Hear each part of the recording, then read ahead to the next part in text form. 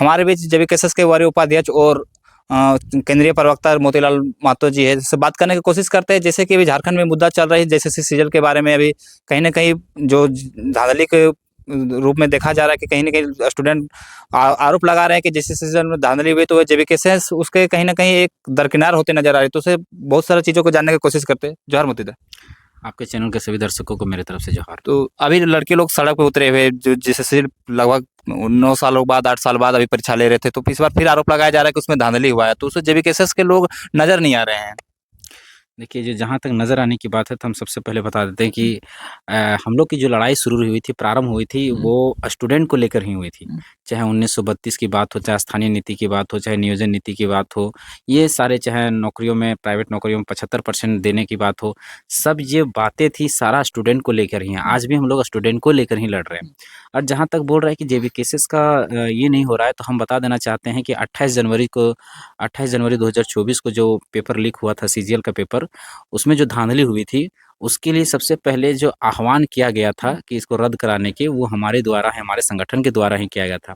हमारे संगठन के साथियों के ही जेसीसी घेराव के कारण, जिसमें से हमारे 15 साथियों का अभी भी केस दर्ज है, जिसमें धारा 353, हाफ मर्डर्स, वहाँ पर सारे केस लगे हुए हैं। आज भी वो लोग हमारा क्या बोलते हैं, वो केस चल रही है कोर्ट में। तो ऐसा नहीं है कि कभी भी जेबी केसेस झारखंड हित के मुद्दों में, छात्रों के मुद्दों में कभी पीछे नहीं रही, क्योंकि लड़ाई उसी का लड़ रही है। तो हम लोगों ने तुरंत घोषणा किया, और हम लोग के आंदोलन के कारण ही वो एग्ज़ाम रद्द हुई और फिर से एसआईटी का गठन हुआ। लेकिन देखिए, इसमें दुर्भाग्य की क्या बात होती है, सबसे पहले कितना शर्मनाक बात है, एक स्टूडेंट होने के नाते इस पीड़ा को हम समझते हैं, बखूबी समझते हैं। आज से अभी भी हम स्टूडेंट ही हैं, पहले भी हम स्टूडेंट ही थे, हम भी सीजीएल का तैयारी करते थे, हम भी जेपीसी, हमने दर्द को देखा है, हमने पीड़ा को देखा है। एग्ज़ाम को कंडक्ट हुए 2014 में, 15 में फिर यही रद्द हुआ, फिर यही फॉर्म को 2019 में निकाला गया। रघुवर दास के काल में वही अक्टूबर में निकाला, और कहा कि जब चुनाव था तो उस समय कहा कि हम नवंबर में एग्ज़ाम ले लेंगे, सरकार नहीं ले पाई। फिर दूसरा सरकार बना, फिर से फॉर्म को भराया गया, यही फॉर्म को 2022 में भराया गया, फिर से एग्ज़ाम को फिर से रद्द किया गया, फिर से भराया गया। इस तरह से करते हुए 2024 आ गया, मतलब 2015 से, मतलब 8 से 9 साल। अब पूरा भारत के इतिहास में देख लीजिए उठा के, जितने भी कंडक्ट करवाते हैं एग्ज़ाम, सभी स्टेट करवाते हैं, कहीं 9 से 10 साल लगता है, कहीं नहीं लगता है। एक झारखंड ही एक ऐसा दुर्भाग्य वाला राज्य है, जहाँ एक एग्ज़ाम को कंडक्ट कराने में 10 साल से समय लगता है। बताइए, एक छात्र अगर अपना जीवन स अगर पढ़ना शुरू करे, तो हमको लगता है पूरा 28 साल तो उम्र ही रहता है उसका। तो मान लीजिए पूरा जीवन काल में हमको लगता है एक ही सीजीएल दे पाएगा, जबकि एग्ज़ाम हर साल कंडक्ट होना चाहिए। हर साल नहीं तो जैसे ही रिक्तियाँ होती हैं वैसे ही कंडक्ट होना चाहिए, लेकिन दुर्भाग्य की बात है। ऐसा नहीं कि सीजीएल का ही बात है, जेपीएससी का भी यही इसी तरह हाल है, हर 5 साल में एक बार होता है। अभी देखिए, सरकार को बने हुए कितना साल हो गए, 5 साल पूरा होने को चले हैं, और कितना जेपीएससी करा पाई है? मात्र 2 जेपीएससी, वो भी टीन खींच के, धाँधली से। तो ये बहुत दुर्भाग्य की बात है। हम तो चाहते हैं कि स्टूडेंट सीजीएल में ही क्यों, जितना भी से एग्ज़ाम हो रहा है, चाहे जेटेट का एग्ज़ाम हो रहा है 6 साल 7 साल से नहीं हुआ है, आपका जूनियर इंजीनियर का एग्ज़ाम 6 सालों से नहीं हुआ था, अभी फिलहाल हुआ। तो जितना भी एग्ज़ाम है, एक बार तो हम कहते हैं कि हम लोग आह्वान करते हैं सारे स्टूडेंट्स, सभी तरह के एग्ज़ाम्स के लिए अ, आके जुट के और लड़ने का प्रयास करें। एक बार अगर स्टूडेंट्स अभी जितना तैयारी करते हैं कॉम्पिटिशन का, एक बार अगर सड़क पे उतर जाए, तो सरकार का हुक्का जाम हो जाएगा। क्या होता है ना, हमारे यहाँ पर स्टूडेंट का भी थोड़ा-सा गलतियाँ हैं। मैं स्टूडेंट रहा हूँ, मैंने इस पीड़ा को देखा है, मैंने जेपीएससी आंदोलन को लीड किया है, हमने सीजीएल आंदोलन को लीड किया, हमने 60-40 की नीति को लीड किया है, हमने स्थानीय नीति के आंदोलन को लीड किया है, हमने भाषा आंदोलन को लीड किया है। तो सभी चीज़ों को हम बारीकी से देखे हुए हैं, हर आंदोलन को लीड किए हुए हैं। मेरा उपज ही जेपीएससी आंदोलन से हुआ था।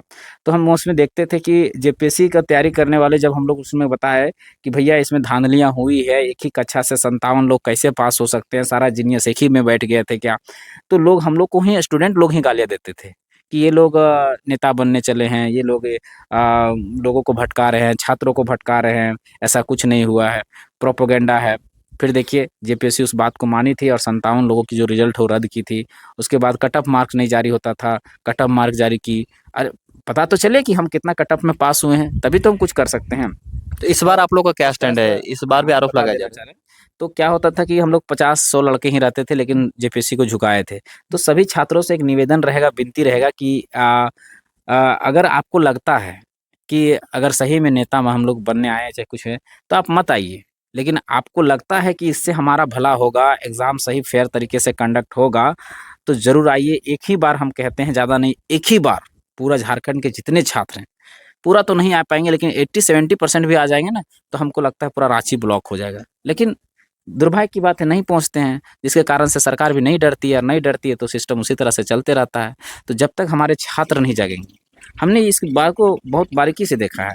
हम जब आंदोलन की शुरुआत करते थे, घोषणा करते थे, तो हम लोग स्टेट लाइब्रेरी, सेंट्रल लाइब्रेरी जाते थे कि चलो भैया आंदोलन हो रहा है, सपोर्ट करो। तो बोलता है यार हमको नहीं करना है, नहीं जाना है, जाओ तुम लोग को जाना है, तो ऐसे बोलते थे। तो ऐसे में नहीं काम चलेगा, आप लोग को भी सोचना पड़ेगा। तो सरकार की हम बात करते हैं, सरकार जब शुरुआती दिनों में थी वो तो 5 लाख नौकरी का हर साल को वादा करके आई थी। अब वो सब दरकिनार करते हुए एक मैया योजना लेकर आई है। तो क्या लगता है सरकार इस जनता को लुभाने में ये जो नई योजना लेकर आई है, वो कामयाब हो पाएगी? देखिए, मैया सम्मान योजना एक्चुअली में लोगों को एक चुनावी मुद्दा है और कुछ नहीं है।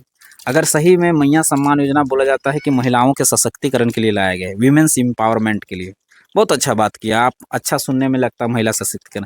क्या इससे महिला सशक्तिकरण हो पाएगा? नहीं हो पाएगा। महिला सशक्तिकरण किसका हो रहा है? हेमंत सोरेन के परिवार का हो रहा है। हेमंत सोरेन की खुद की सैलरी 3 लाख, मुख्यमंत्री और भी हैं, उसके बाद उसकी पत्नी का 3 लाख, उसकी भाभी का 3 लाख, उसका भाई जो बसंत सोरेन उसका 3 लाख, उसके पिताजी राज्यसभा सांसद उसके कई लाख, टोटल मिला के आप जोड़ के देखिए महिला एम्पावरमेंट किसका हो रहा है। इससे कहाँ होगा महिला एम्पावरमेंट? होगा महिला सशक्तिकरण? होगा नहीं होगा। कैसे नहीं होगा? ये सरकार अभी जो महिला मैया सम्मान योजना चला रही है उसमें 48 लाख महिलाओं ने रजिस्टर कराया है।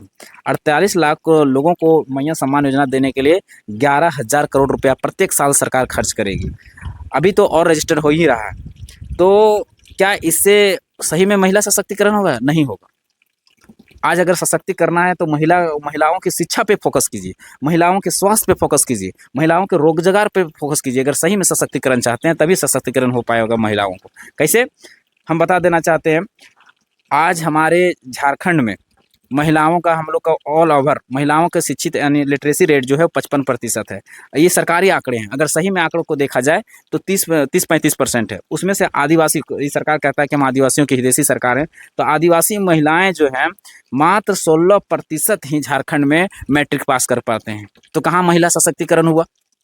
अब है कि इतना लिटरेसी रेट का अगर सही में चाहते हैं तो एक उसका प्राथमिक शिक्षा कैसे बेहतर हो, उसका माध्यमिक शिक्षा कैसे बेहतर हो, हायर सेकेंडरी की शिक्षा कैसे बेहतर हो, इस पे फोकस करना चाहिए। एक महिला पढ़ेगी तभी महिला सशक्तिकरण हो सकता है, जागरूक होगी तभी महिला सशक्तिकरण हो सकता है। और जब पढ़ ली तो उसके लिए रोजगार की व्यवस्था कीजिए। आज देखिए, आप चले जाइए गुमला, चले जाइए लोहरदगा, चले जाइए खूंटी, चले जाइए, जितना भी है, और वही क्यों, बोकारो, धनबाद, सभी तरह के जितने भी बच्चियां हमारे हैं जिनका उम्र 15, 16, 17 साल हो गए, आज सभी दाई के काम करने के लिए, बंधुआ मजदूरी करने के लिए बम्बई, दिल्ली वगैरह में जा रही हैं।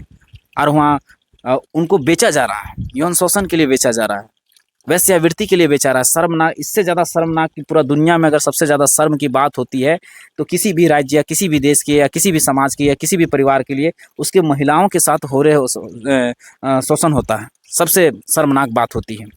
वो कभी भी कोई समाज, कोई देश, कोई राज्य नहीं चाहता। लेकिन दुर्भाग्य की बात है, ये हम नहीं कर रहे हैं। एक नेशनल क्राइम रिकॉर्ड ब्यूरो है जो क्राइम जो होता है उसको रिकॉर्ड रखती है।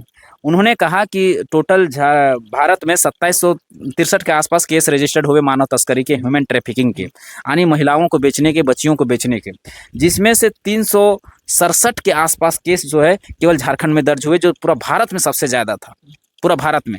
और ये केस रजिस्टर्ड कहाँ हुए?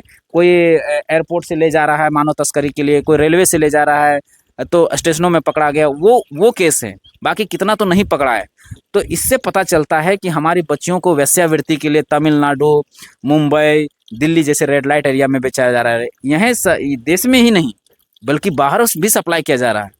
विभिन्न अखबारों के माध्यम से आप देखेंगे कि किसी बच्चे को तमिलनाडु सिलाई के बहाने ले जाया गया, वहाँ मानव तस्करी में बेच दिया। आपको विभिन्न अखबारों में मिल जाएगा, ऐसा नहीं कि हम बोल रहे हैं। आप किसी भी 6 महीने का आंकड़ा उठा के देख लीजिए, किसी भी 6 महीने, साल भर का किसी भी आंकड़े को उठा के देख लीजिए, आपको कहीं ना कहीं आपको पेपर में मिल जाएगा चीज़ें। अच्छा, तो ये हम गलत नहीं करें, वो आंकड़े दिखा दे। आप देखिए अब महिला सशक्तिकरण अगर सही में करना है तो उन बच्चियों का ह्यूमन ट्रैफिकिंग कैसे रुकेगा, मानव तस्करी कैसे रुकेगा, उसको वेश्यावृत्ति में बेचे जाने से कैसे रुकेगा, ये आपको सरकार को सोचना पड़ेगा। उसके लिए सही रोजगार का व्यवस्था करना पड़ेगा, तब जाके महिला सशक्तिकरण हो पाएगा।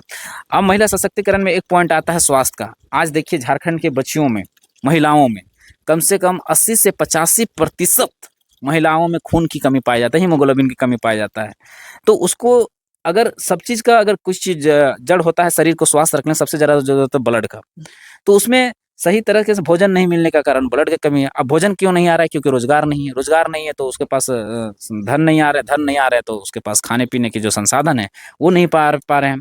तो ये समझने वाली बात है। तो इन 3 चीज़ों अगर सही में हेमंत सोरेन की सरकार मैया सम्मान योजना का हम समर्थन करते हैं, ठीक है, प्रोत्साहन देना एक अच्छी बात है। लेकिन सही में अगर मैया सम्मान योजना देना चाहते हैं, महिला सशक्तिकरण की बात करना चाहते हैं, अगर हमारी बात आपके कानों तक कभी गूंजती है, तो आप इन 3 चीज़ों पे काम कीजिए, तभी महिला सशक्तिकरण हो पाएगा। इस सरकार का लगभग कार्यकाल खत्म होने वाला, 2-3 महीने बाद सरकार का जो पूरा 5 साल का कार्यकाल था वो खत्म होना, तो इस सरकार का कार्यकाल को आप लोग किस रूप में देखता है? सरकार जिस वादे के साथ आई थी, वो स्थानीय नीति की बात कर रहे हैं, चाहे 1932 की बात करें, चाहे 5 लाख नौकरी की बात करें, बहुत सारे मुद्दे को लेकर सरकार आई थी। वो एक भी मुद्दा धरातल में नजर नहीं आ रहे, तो क्या सरकार का जो कार्यकाल सफल माना जाए? देखिए, अगर एक शब्दों में बोला जाए, तो ये सरकार बेहद ही निकम्मी, बहुत ही घटिया, बहुत ही सुपर फ्लॉप रही। सुपर फ्लॉप इसको बोल सकते हैं। ये सरकार एकदम निचले दर्जे की।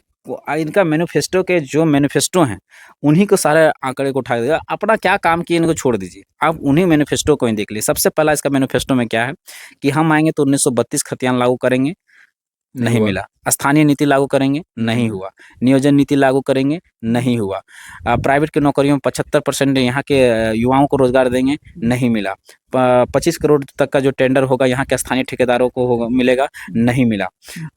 विभिन्न तरह के 5 लाख सरकारी नौकरी देंगे युवाओं को, नहीं मिला। अगर नौकरी नहीं दे पाए तो 5,000 7,000 बेरोज़गारी भत्ता देंगे, नहीं मिला। 2,000 चूल्हा खर्च देंगे, नहीं मिला। टोटल अगर सब तरह का गिनाया जाए तो सुपर फ्लॉप सरकार रही है, एकदम सुपर फ्लॉप। आप ही देख लीजिए, उसका मैनिफेस्टो ही उठा के देख लीजिए। तो इसीलिए हम कहते हैं सबसे बेहद घटिया, आज तक के हमको लगता है झारखंड के इतिहास में सबसे घटिया सरकार यही रहा, सही इन्हीं का कार्यकाल रहा। आप लोग सत्ता में आते हैं, आप लोग अब सरकार बनाने की बात करते हैं कि जेल की सरकार बनाइए, तो आप लोग क्या इस मैनिफेस्टो में आप ही को जो हेमंत सरकार का जो मैनिफेस्टो था उसी को रिपीट कीजिए कि इसमें आप लोग कुछ ऐड कीजिएगा? देखिए देखिए हमारी मुद्दे जो हैं लोगों को मांग जो है तो समानता है, हमारी मांग भी यही चीज़ें हैं। लेकिन हमारा मैनिफेस्टो में बहुत चीज़ अलग रहेगी, क्योंकि हमारी मांग कुछ अलग चीज़ें हैं। जैसे नौकरियों में हमें जो कंपनियां आएंगी, उद्योग नीति बनेगा तो हमें उसमें नौकरी नहीं चाहिए, नौकरी के बदले नौकरी नहीं चाहिए। अगर हम ज़मीन देंगे तो हमको उसमें परसेंटेज चाहिए, चाहे वो 1% ही क्यों ना हो, लेकिन हमें परसेंटेज चाहिए। ऐसे हम लोग बनाएंगे। और ऐसा नहीं कि नीतियाँ हम लोग ऐसा मांग कर रहे हैं जैसा कि जो संभव नहीं है।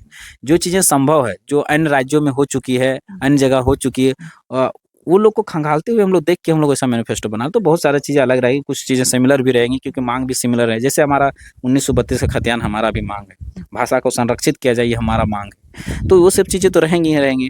हमारा भी मांग है कि प्राइवेट कंपनियों में 75% यहाँ के युवाओं को दो, लेकिन कैसे दो? सबसे पहले झारखंडियों को आइडेंटिफाई करो, पहले झारखंडियों को परिभाषित करो कि झारखंडी कौन है, उसके बाद 75% दो। आप लोग का कहीं न कहीं देखा जाए उदय झारखंड आंदोलन या झारखंड आंदोलन सॉरी बोले छात्रों का आंदोलन से शुरू हुआ, तो छात्रों के लिए आप लोग क्या विशेष कीजिएगा? सारा तो मुद्दे छात्रों के ही हैं।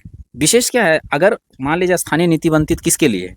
यहाँ के छात्रों के लिए है। स्थानीय नीति बनेगी तो एक घोरना घोराएगा, एक ब्रैकेटिंग लगेगा। उससे क्या होगा कि बाहर के छात्र फॉर्म भर नहीं पाएंगे, और भरेंगे भी तो 10% में भरेंगे तो 90% सीटें रिजर्व होगी। तो 90% में कोई ना कोई छात्र के बच्चा ही फाइट करेगा, झारखंड का छात्र ही फाइट करेगा। तो ये तो लड़ाई उसी का है। नियोजन नीति बनेगी, 100 में 90 सीटें अगर होगा सी और डी की नौकरियों में, और ऑफिसर के पदों में 75%, तो यहाँ के छात्रों के लिए ही भला होगा। अगर प्राइवेट कंपनियों में 75% अगर देंगे तो यहाँ के छात्रों की लड़ाई है। तो ज़्यादातर लड़ाई जो है इसमें भाषा संरक्षित होगा, तो उसको जो बाहर से आके छात्र दे देते हैं यहाँ एग्जाम, तो उसमें ब्रैकेटिंग लगेगा, तो यहाँ के छात्रों का ही भला होगा। यहाँ के लोग जो खो ठाकुर माली नागपुरी पंचपरगनिया संथाली मुंडारी कुड़ुक हो खड़िया जो पढ़ते हैं, उन्हीं को नौकरी लगेगा। तो ये सारे लड़ाई जो है छात्रों के लिए स्पेशल, एक तरह से बोलिए कि लड़ाई भी छात्रों के लिए, जेबीकेएसएस भी छात्रों के लिए है, समझे? तो ये सारा ज़्यादातर काम छात्रों के लिए है। अच्छा, इस बार जो आंदोलन हो रहा है, क्या जेबीकेएसएस उसमें शामिल होगी? 30 तारीख को लोग रांची में आंदोलन करने की बात कर रहे हैं, तो क्या जेबीकेएसएस इसमें शामिल हो सकती है कि नहीं हो सकती? देखिए, जेबीकेएसएस का पूर्ण समर्थन है, नैतिक समर्थन भी है, शारीरिक समर्थन भी है, पूरी तरह से समर्थन है कि कभी जेबी केसेस पीछे नहीं रही है। अब हमारा जेबी केसेस हमेशा इस प्रकार का आंदोलन को लीड करते नजर आई, तो किस बार लीड करेगी? हाँ, लीड कर ही रही है। जैसे देखिए, एक होता है कि हमारे छात्र विंग भी है, ठीक है? हमारे लोग ही हैं, आप वहाँ जाके देख लीजिए, सारे लोग छात्र, तो हमारा विंग लीड कर रहा है। तो एक जगह क्या होता है कि हेमंत सोरेन, जैसे मान लिया जाए हेमंत सोरेन है तो उसका विंग है। अब वो तो कहीं अगर स्टूडेंट का मामला है तो उसका स्टूडेंट विंग करता है, आंसू का है तो उसका स्टूडेंट विंग वो लीड करता है। तो इसी तरह से हमारा पार्टी का विंग है, वो लीड कर रही है, ठीक है? क्योंकि हम लोग को अभी सभी चीज़ें देखना है, चुनाव सामने है, वो भी देखनी है, और सारा बहुत तरह का ओवरलोडेड है। तो हम लोग का अपने, और जितने वहाँ पर जाएँगे, हम ये आपको दावे के साथ कह सकते हैं कि उसमें हमारे 50% हमारे लड़के रहते हैं। 50% हम लोग भेज देते, सबको भेज देते हैं कि लड़ाई हमारी है, आप सब चले जाइए।